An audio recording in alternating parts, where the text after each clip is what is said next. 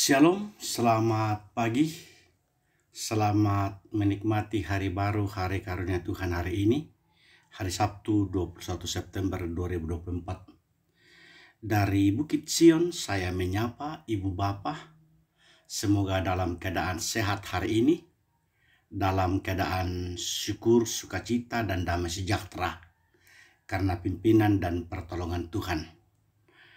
Sesuai dengan renungan harian Gereja Toraja, kita akan membaca firman Tuhan dari Matius 23 ayat 25 sampai dengan ayatnya yang ke-32.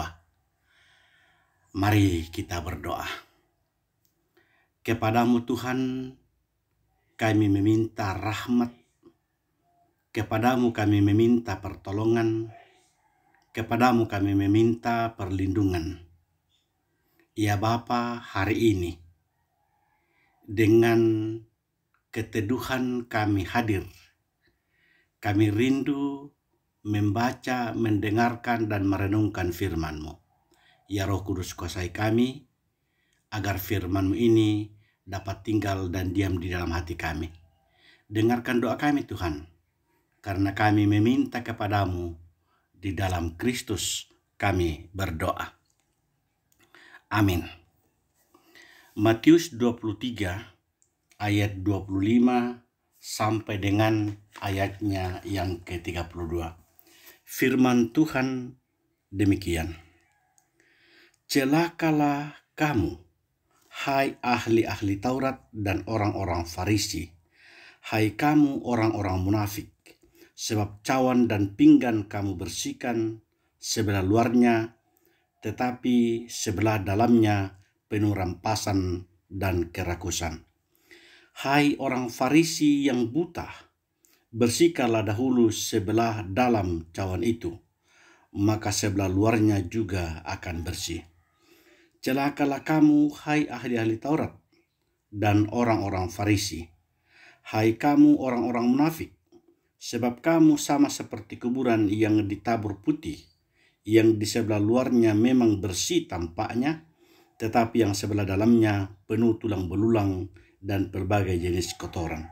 Demikianlah jugalah kamu, di sebelah luar kamu tampaknya benar di mata orang, tetapi di sebelah dalamnya kamu penuh kemunafikan dan kedurjanaan.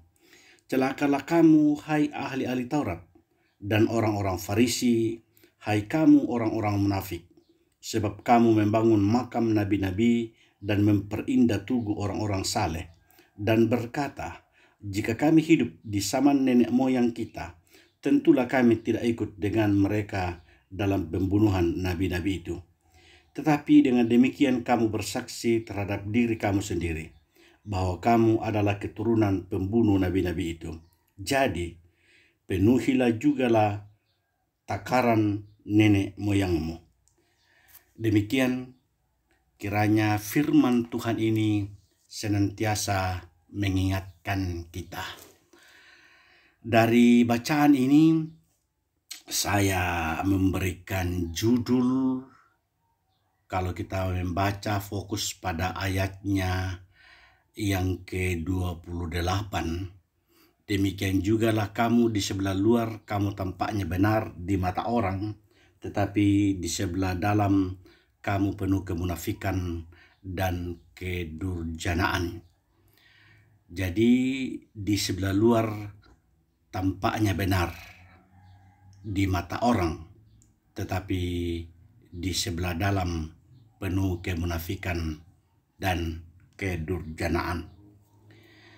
Ibu bapa, saudara-saudara yang dikasihi di dalam Kristus Yesus, kadangkala hidup yang kita jalani ini penuh dengan sandiwara. Memang dunia adalah panggung sandiwara. Tetapi hidup orang percaya, orang Kristen, orang beriman bukanlah demikian adanya. Orang percaya haruslah tampil, muncul sesuai dengan apa yang dipercayainya. apa yang diimaninya. Karena orang percaya meninggalkan panggung sandiwara. Kelihatan benar di mata orang, tetapi ternyata dirinya adalah orang munafik dan durjana. Luar biasa firman Tuhan ini. Matius 23 ini yang berisi tentang sebuah kecaman Yesus kepada ahli Taurat dan orang-orang Farisi. Pertanyaannya adalah mengapa dicekam oleh Yesus? Karena mereka hidup dalam kemunafikan. Mereka hidup dalam kepura-puraan. Artinya hidup mereka penuh kepalsuan. Tampak dari luar berbeda dengan apa yang dari dalam mereka. Mereka tahu kebenaran firman Tuhan tetapi tidak melakukan. Bahkan perbuatan mereka jauh menyimpang dari apa yang diajarkan kepada orang lain. Sikap munafik seperti itu adalah sebuah sikap di mana seseorang menutupi kekurangannya atau kesalahannya dengan cara yang licik dan eksklusif. Di hadapan banyak orang mereka berlaku baik, begitu ramah, begitu rohani, begitu saleh. Padahal apa yang ada di hati mereka dapat bertolak belakang. Bahkan motivasi pelayanan mereka tidak benar. Karena semua pekerjaan yang mereka lakukan hanya dimaksud supaya dilihat orang. Tiru tahu. Semua pekerjaan yang dilakukan itu hanya untuk dipertontonkan. Tidak ada kasih yang mendasari pelayanan mereka. Mereka melakukan pekerjaan-pekerjaan yang rohani dengan harapan untuk memperoleh pujian dan sanjungan dari orang-orang lain. Sehingga Yesus pun memberikan nasihat. Turutilah dan lakukanlah segala sesuatu yang mereka ajarkan kepadamu. Tetapi janganlah kamu turuti perbuatan-perbuatan mereka. Karena mereka mengajarkannya tetapi tidak melakukannya. Ibu bapak saudara-saudara yang dikasihi di dalam Kristus Yesus. Orang-orang Farisi dan ahli Taurat ini dikatakan oleh Yesus bahwa tampaknya mereka benar di mata orang di sebelah dalam penuh kemunafikan. Mereka memanggil Yesus sebagai guru, tetapi mereka sesungguhnya tidak setuju dengan pengajarannya. Kelihatannya para ahli Taurat dan orang Farisi sudah terbiasa dengan sikap yang kepura-puraan. Mereka sudah biasa berpura-pura rajin berdoa, saleh, sengaja melakukan di depan orang banyak. Orang yang munafik digambarkan seperti itu. Bahwa seperti kuburan yang dilabur putih, yang sebelah luarnya memang bersih, indah, tetapi yang sebelah dalamnya tulang belulang dan berbagai jenis kotoran. Di luarnya tampak putih dan menarik, tetapi di dalamnya busuk. Di sini, tanpa disadari, sifat munafik ini mendarah daging dalam kehidupan orang percaya waktu itu. Karena untuk itu perlu dimurnikan dari berbagai macam kemunafikan supaya apa yang kita lakukan berkenan di hadapan Tuhan.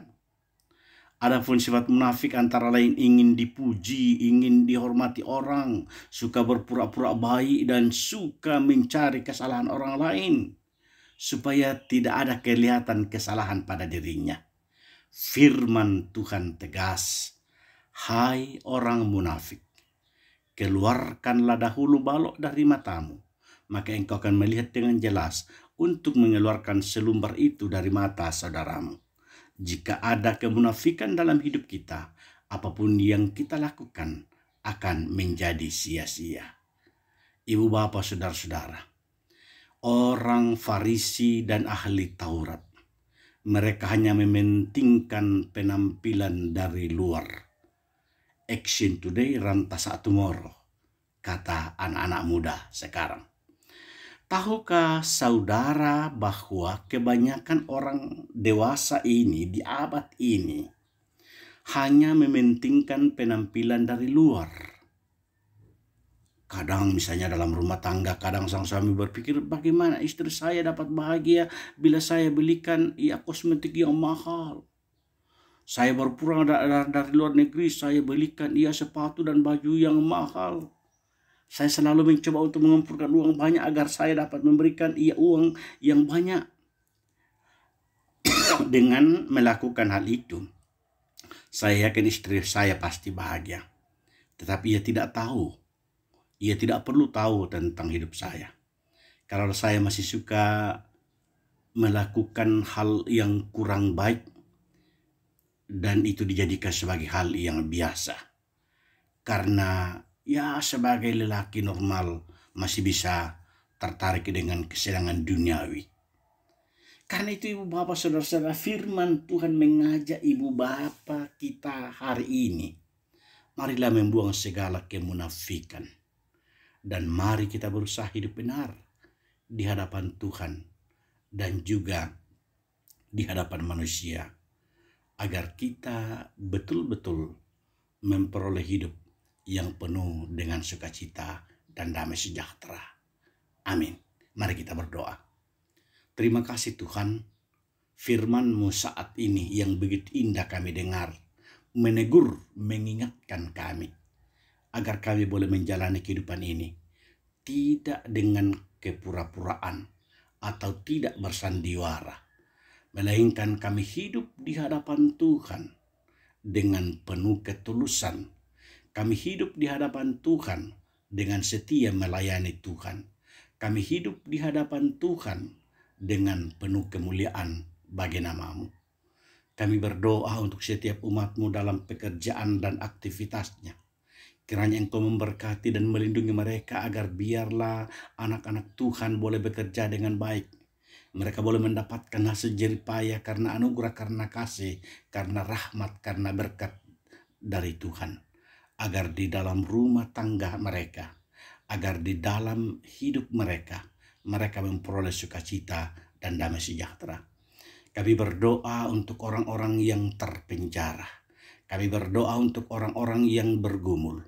Kami berdoa untuk orang-orang yang bermasalah. Oh Tuhan, kasihani, lindungi, dan sertai mereka, agar mereka juga boleh menikmati damai sejahtera dari Tuhan. Bapa di surga, berkati pemerintah kami, dari tingkat pusat sampai ke pelosok, dari tingkat pusat sampai ke daerah-daerah. Biarlah ya Bapa, mereka boleh menjadi saluran berkat-Mu. Teristimewa persiapan kami untuk memilih kepala daerah, gubernur, wakil gubernur, bupati, wakil bupati. Tuhan berkenan memberkati kami, agar kami boleh memilih dengan penuh sukacita dan damai sejahtera. Nama-Mu yang diagungkan. Kami berdoa untuk para lansia yang dalam keterbatasan fisik. Tuhan memberkati mereka, agar hidup mereka penuh dengan kemuliaan bagi nama-Mu. Dengarkan doa kami Tuhan, karena kami berdoa kepadamu, di dalam Kristus kami bermohon. Amin. Selamat beraktivitas, Tuhan senantiasa memberkati ibu bapa. Terus semangat.